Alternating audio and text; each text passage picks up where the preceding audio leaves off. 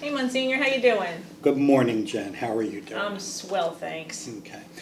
Jen, we begin on a very sad note. Our prayers and our sacrifices this weekend will be offered for those families who are experiencing grief, those who lost loved ones in a bus accident on Route 80 yesterday here in New Jersey, and the families who have lost loved ones in another school shooting in Texas. Please know that at the celebration of the Lord's sacrifice, the Mass, these intentions and these people, families, and departed loved ones will be remembered. Thank you. Okay, so a wrap up from this week. Last night, our high functioning and adults with disabilities had their Cinco de Mayo celebration. Looked like they had a good time. That's for any young adults who are high functioning who have disabilities. They're always welcoming new members. They meet on one of the Thursdays of the month. You can find it in the bulletin or on Facebook. And usually from 6 to 8 p.m., I believe. Well, the reason why there's Cinco de Mayo, May 5th, has been moved back is because the week that we would have celebrated Cinco de Mayo was our mission with Father Larry Richards. So we had to do some rearranging of schedules. Yes, and this next school shooting that just happened is further evidence that we need to pray for our families. And so our Rosarian group is praying a family rosary every Tuesday night at 7 p.m. in the chapel. They meet. They started this past Tuesday and will continue through June 5th, so please join them. And even if you can't make it, pray for our families at home. This Sunday we have a youth group. Our high school youth group, it's actually 8th grade through 12th grade, meets 6 to 8 p.m. in the Dentisi Hall. Come on by. If you've never tried it out, give it a chance. They're a great group of kids, and Miss Jean, their facilitator, is wonderful. We also have a discussion series.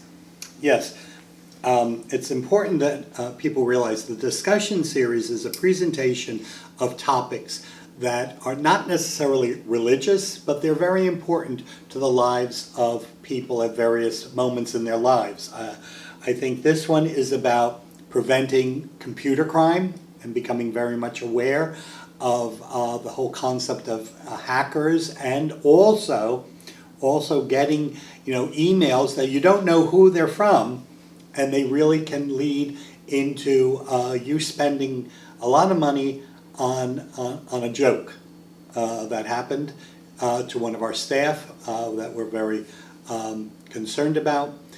So it's always important that we're vigilant when it comes to using our computers. Yeah, I got an email from you, Monsignor, a few days ago saying that you needed me to buy, what were they? Apple gift cards or something. And I was like, you're in the next room. Why don't you just ask me? And I never heard back. But whatever. Yeah, okay, so. Of course, people who do that run the risk of spending time in deep purgatory. Even if you don't believe in purgatory, it's real, and you will spend time there. Yes.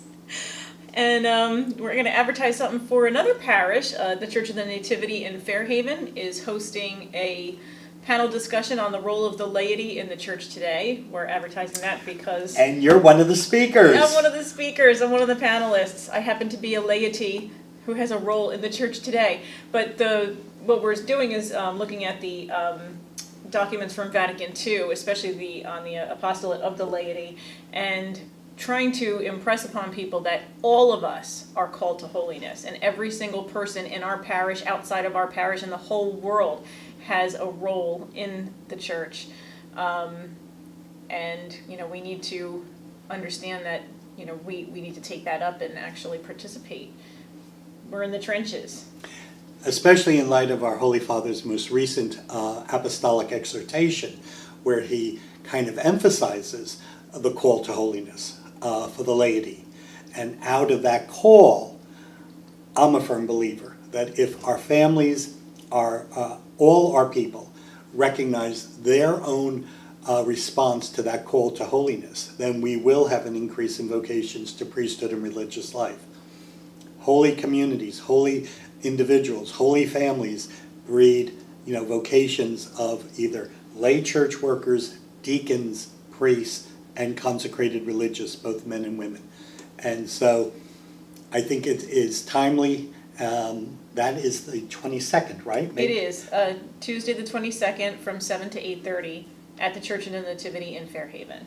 I'll see if I can get over there. Oh, that'll be fun. It's I'll on our sit- Facebook page if you want to have a look. I'll sit in the back so I don't make you nervous. Oh, you won't make me nervous. I think that's it. This Sunday, we celebrate Oh, the solemnity of Pentecost, the coming of the Holy Spirit upon Our Lady and the disciples and the apostles, and the beginning of the evangelization that leads to the foundation of the church, the proclamation that Jesus Christ, who was crucified, has been raised. May the gifts of the Holy Spirit in your life fortify you as you respond to God's promptings to be a bearer of good news.